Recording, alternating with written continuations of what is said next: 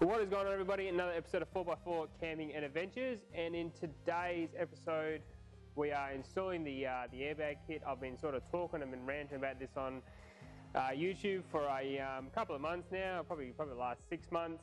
And as you know, I load my car up pretty heavily. It's got the drawers, it's normally got fridges and all that kind of stuff in the back there, and normally when I go camping it's pretty well loaded. So the idea is getting in touch with Airbag Man. They gave me one of their kits to try and install, and that's what this video is all about, just installing one of their kits. And the beauty about Airbag Man, they've been in manufacture for 20 years, so and they're an Australian company and Australian design, engineered, all that kind of thing. So their kits are just straight bolt-on kits, so the quality's there. So I'll take you through the whole setup of start to finish of how to install some airbags on a MN Triton. So let's get into it.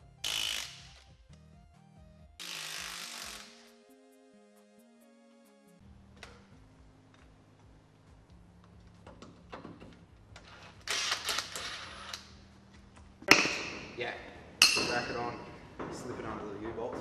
Yep. And then go down with the car or lift the leaf up as high as we can. Yep. Either that or just pump these up. Yeah. So they expand. And then you can bolt it to the chassis at the top. Yep. Yeah, with the adapter kit, because just so everyone's aware, this is an adapter kit, so it's not an off-the-shelf kit. It's one they custom made for the car because it's been lifted. But in most cases, it should just slide in. So, but it should just slide in for us as well because it should just work. So Should be a good thing. should be a good thing.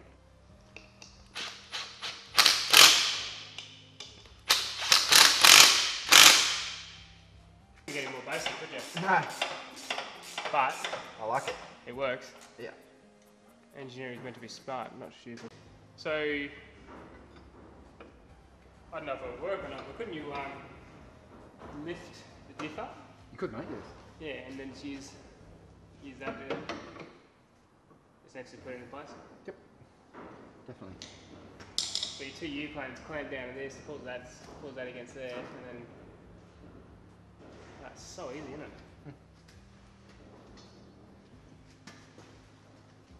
So I suppose we're going to give props to Airbag Man. They made a pretty easy kit.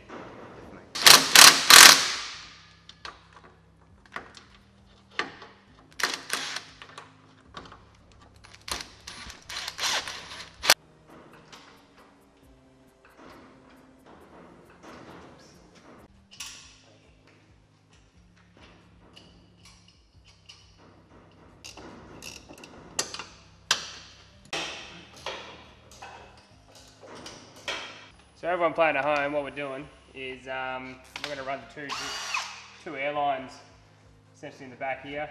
So what you can do obviously is when you're airing up and that kind of thing, whatever you want to do, you can just plug obviously your air compressor or whatever into these two lines, and obviously just adjust your height.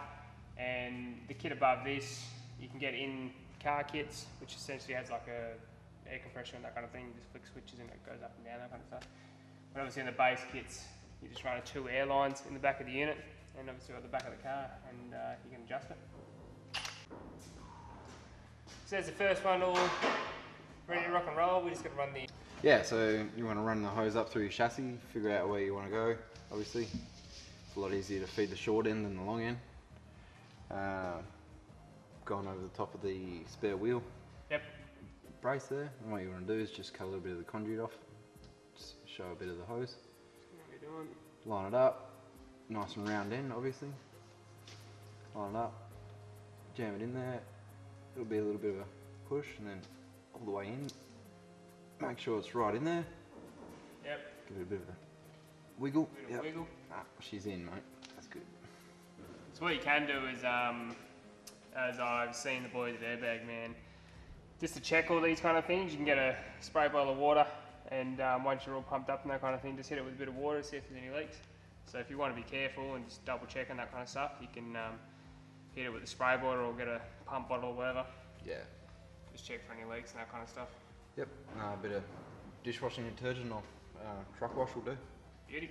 Show bubbles. So you just essentially just measure up your hose. Yep. Run it loose along the chassis before you Do anything tight. Yeah. Yep. And obviously don't want any kinks in it because Yeah. air can't travel through kinks. Run enough so there's a nice bit of loopy in it, and yeah, make sure it's not going to snag on anything. Should be good. Alright, so these cars have a load rating of 960 kilos, so you're never going to put that in a tray, but some people do. But we're sort of talking about the idea around overloading your vehicle. So it's not just airbags and all that kind of thing. You can crack chassis, you can snap, bend chassis without airbags. Doesn't really matter. So we're sort of going to talk about just overloading your vehicle in general. So I'll get Nick's thoughts on the idea, and we'll sort of go from there. Yeah, I think they're a good idea. Anyone can bend a car. It doesn't necessarily mean that it's a certain component that's going to cause it.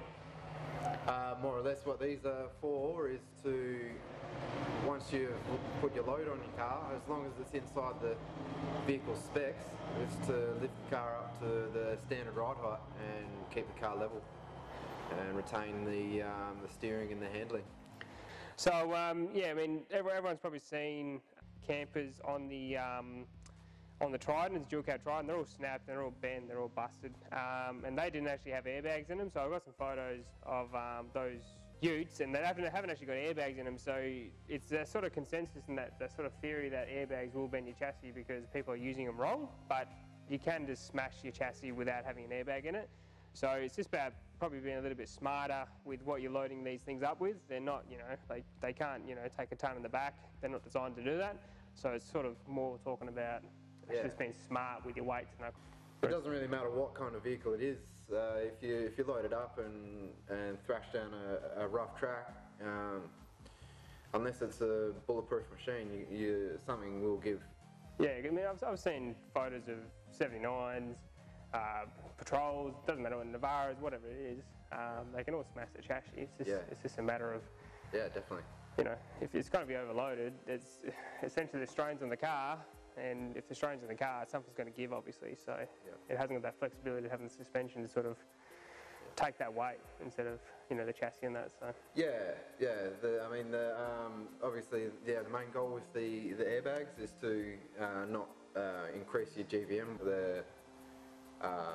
More or less just to bring your vehicle back up to the same height with the load in.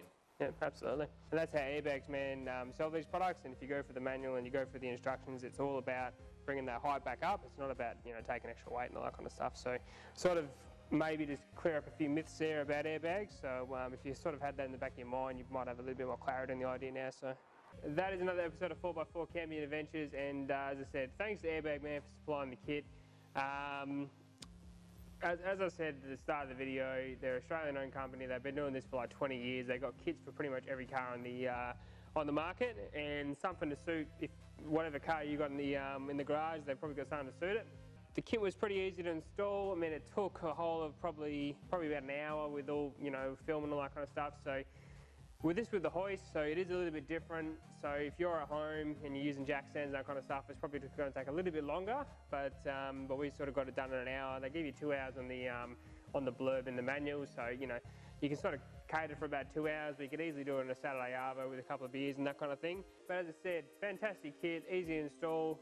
Nick's happy, I'm happy, and I'll leave it there. But I'll see you in the next video, and I'll see you out there in the tracks and trails. But if not, I'll see you later.